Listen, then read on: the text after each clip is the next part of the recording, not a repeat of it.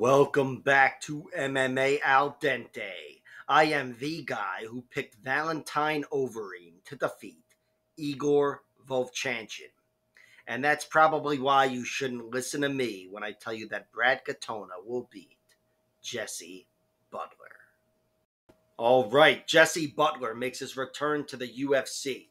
He stepped up on very short notice last year, like 2 days' notice, and he fought Jim Miller.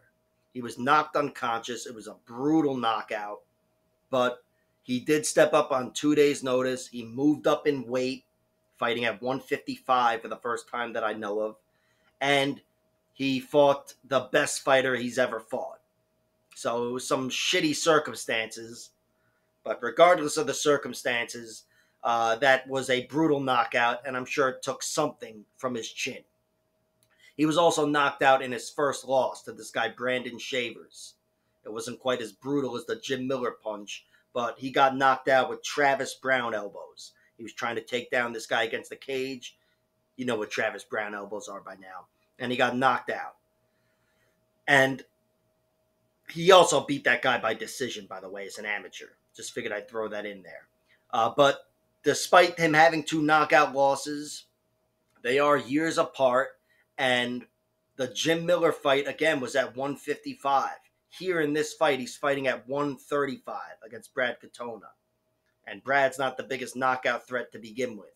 So I'm thinking his durability will be there for him. He'll be able to stand up to the power of Brad Katona. But, of course, there's a little wrinkle to that. He's cutting to bantamweight here for the first time, I believe. So if he's sucking 10 pounds of water out of his body the day before the fight, and it's a really rough situation, that could tax his health in another way and make him more easy to knock out. I don't know. But I do think he'll be able to stand up to the danger of Brad Katona, but I don't think he'll be able to stand up to the skills of Brad Katona.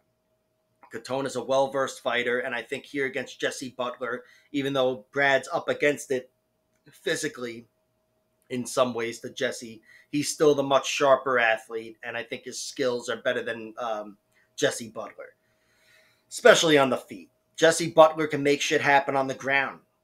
He's got some good victories. He's got 8 submissions in his 12 wins, but Brad Katona has never been finished, never been submitted, of course, but never been finished altogether, and I think he'll be able to stand up to the danger of Jesse Butler, even on the ground, if Jesse should find himself in a dominant position.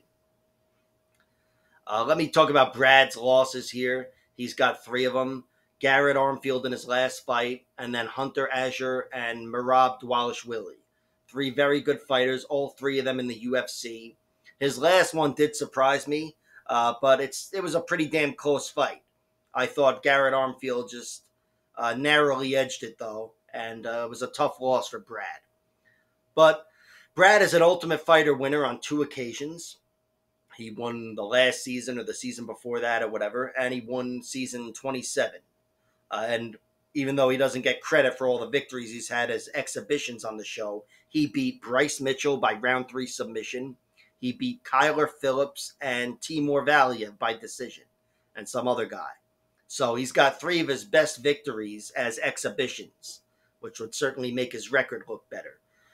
But his record looks good enough, 13-3. He does have 1 TKO finish, 3 submissions, and 9 decisions. He's much more of a point fighter. But the submissions do come, I think 2 of them come in round 3 against this guy, Austin Ryan, and against Borislav Nikolic, who he beat in Brave FC. I love how Brave FC shows all their fights on YouTube. And also he got the 3rd round sub over Bryce Mitchell on The Ultimate Fighter. So Brad Katona, he's got more than meets the eye grappling-wise, and his grappling, his submission skills have been there for him throughout his career. But he's much more of a grinder. On the feet, on the ground, whatever. He's a point fighter. That's just in his nature. He's not the most dangerous guy out there. But he's very versatile, and I think he might have a little trouble with Jesse early on just because Jesse's got the height and the reach. But I think he figures Jesse out pretty quickly and takes over this fight. whether that is striking or on the ground. Brad Katona, being an excellent point fighter, will find the way to earn some points. Jesse Butler, he's got 5 losses, the 2 knockouts that I talked about, Jim Miller and Brandon Shavers. And then he's got 3 decision losses.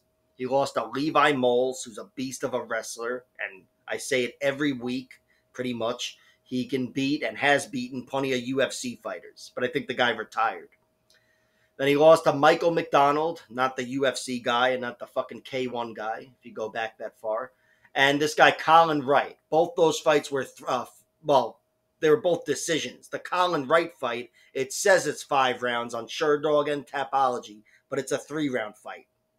And that's a fight where he was a little too content playing grappler off his back, playing jiu-jitsu, and the guy was able to secure top position.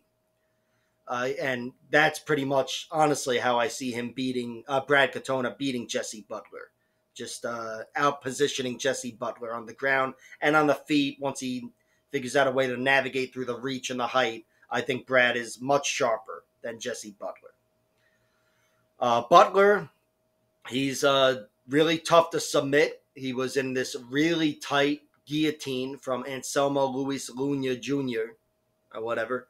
And really, really tight choke. And he fought his way out of it and secured the round again. I thought overall had a pretty dominant performance. He's got a rear naked choke over Dimitri Ivy. Not the best fighter, but not the worst either. That was one where Dimitri actually took his back early, and Jesse reversed him and then took over. And he knocked out Masio Fullen, former UFC fighter. That's his 1 knockout, and it's a knockout. It's no TKO. And Masio, if you don't know, is a former UFC fighter. Not that he had the most fruitful career. But yeah, Jesse, he's beaten some good guys, and he's theoretically in his prime at 32 years old, and he's got height and reach over Brad Katona. And Brad is not the most imposing fighter. He's a guy that I think allows fights to be close.